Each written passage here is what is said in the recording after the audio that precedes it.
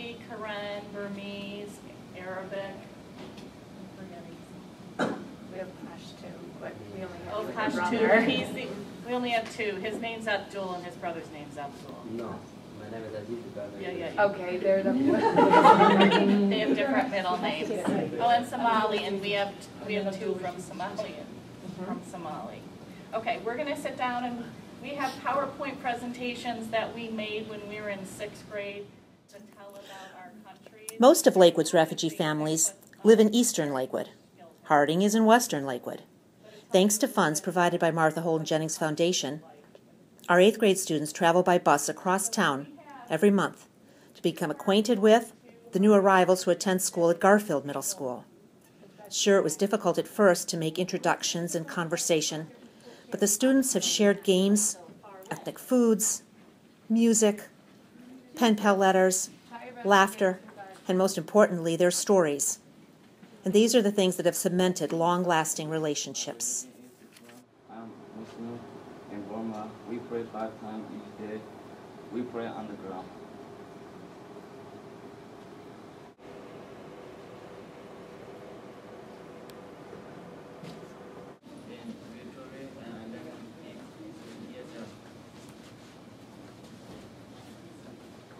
Hey.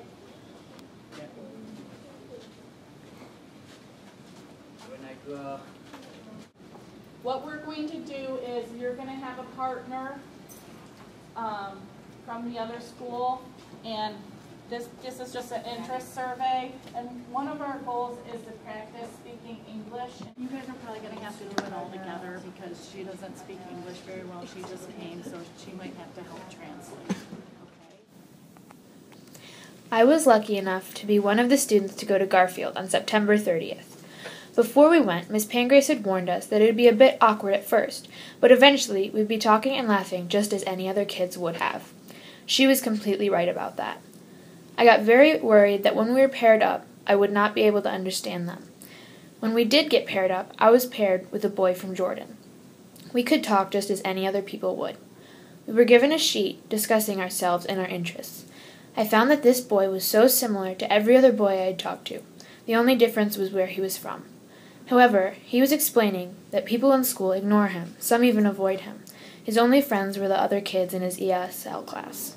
This showed me that people make snap judgments about kids like him, and if they were to get to know them, they would have lots of common ground. I was so happy I got to be part of this experience. I was still kind of nervous, even as we started talking to the kids and learning about them. I was a little bit surprised to learn that a lot of them play soccer and that a lot of them even enjoy pizza. Also, every one of these kids talked about how much they valued their education, and that was pretty amazing to hear. Education isn't something to be taken for granted, and these kids know that. That was really just inspiring. I want to help these kids feel like they fit in their community with everyone.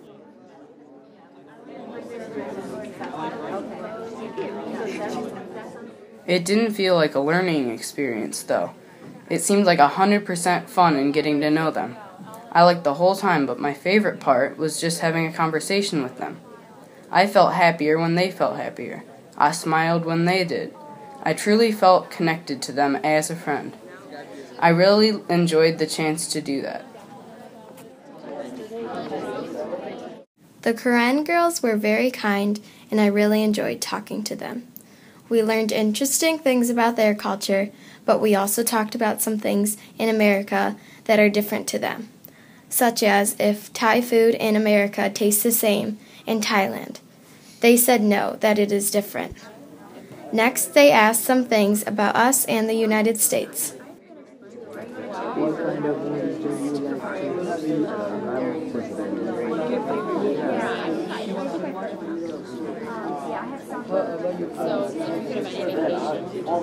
like to see?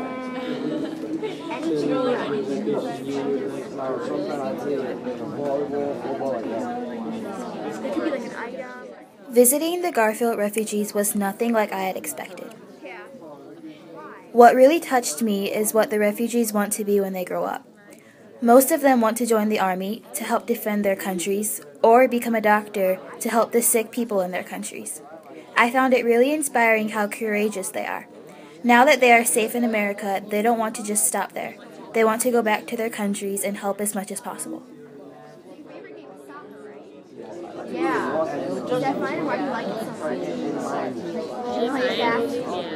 I was paired with a boy from Nepal named Debesh. Originally, I thought it would be awkward because I didn't think they could speak very fluent English. As it turns out, Debesh was very silly and fun to talk to. We had a list of questions to ask each other, and we found that we had a lot in common. He told me a little about his country, but always found a way to bring the conversation back to soccer. I was enjoying talking to him, and we were having so much fun that I didn't want to leave. On December 16th, selected members of my class and I visited Garfield for the 4th time to meet with refugee students. I like to call this trip the Holiday Feast Edition. Mrs. Pangrace told us to bring an American snack to share with the students to celebrate the holiday spirit. I thought a good snack to bring was popcorn, because it's a very popular American treat. My classmates brought decorative cookies, candy, and even a warm pot of chili to add to the feast. When we arrived, our noses were treated to the yummy smell of multicultural foods like beef, pot stickers, lo mein, and honey-fried dough. They were displayed beautifully in the library, and we were quick to add our goodies to the buffet. The students from Garfield were instructed to only eat the American foods, while my class tried the multicultural meals. To my surprise, the cooked meals tasted much better than I expected. The lo mein and Japanese candy was my favorite. While we ate, we had a chance to talk with refugee students that we'd never met before and ask them how they celebrated the holiday. The boy I was talking to celebrated Dashain. It's a Nepalese holiday where you party with your family, eat meat, dance, and listen to music. It sounded quite similar to Christmas. It was such a wonderful experience to taste the foreign foods and learn more about these students. I appreciate opportunities like these because I don't know if the chance will ever come again, but at the same time, it's opening doors to the endless ways that I can work with these students and also work on my personal skills. We ended the day by singing classic Christmas and holiday songs and left with smiles on our faces and joy in our heart.